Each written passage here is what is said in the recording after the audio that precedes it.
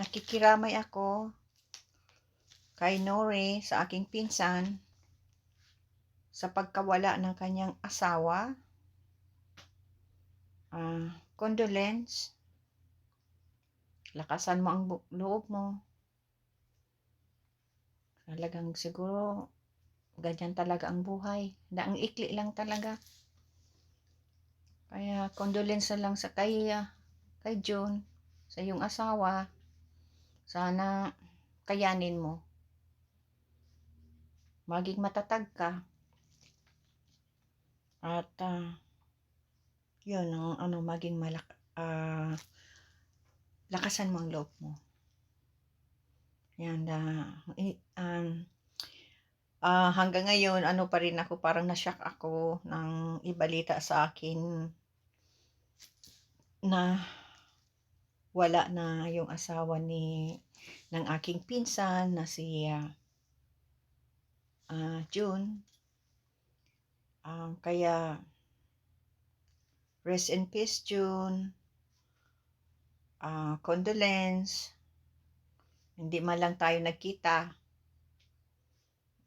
Yung pinadalang picture sa akin ni Insan Nori, yun na yun ang huli.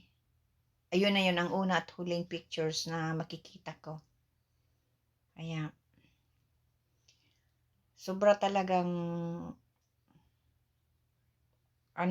nakakagulat ang nangyari na okay ka pa lang, pakatapos yun, wala na. Dali lang. Dahil sa heart attack. Dali lang talaga.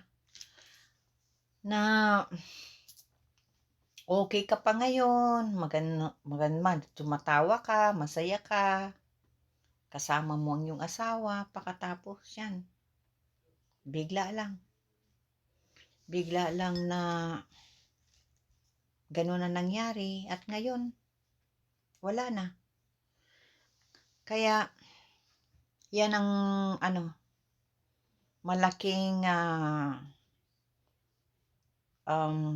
hindi pa rin ako yung parang hindi pa rin ako makapaniwala kasi dali lang talaga ng buhay.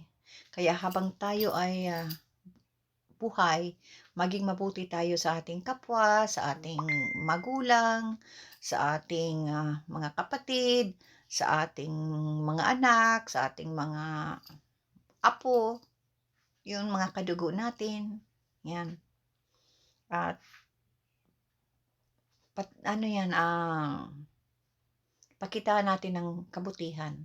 Kung naghihirap ang isang tao, tulungan kaysa apakan.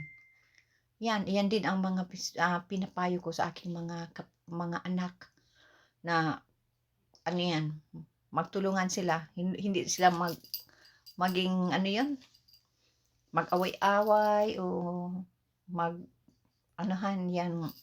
maging greedy sa isa't isa. Yan, sa balitang iyon na natanggap ko kay Nori at kay Insan Malo, na-shock talaga ako. Hanggang ngayon ay hindi pa rin ako makapaniwala na wala na yung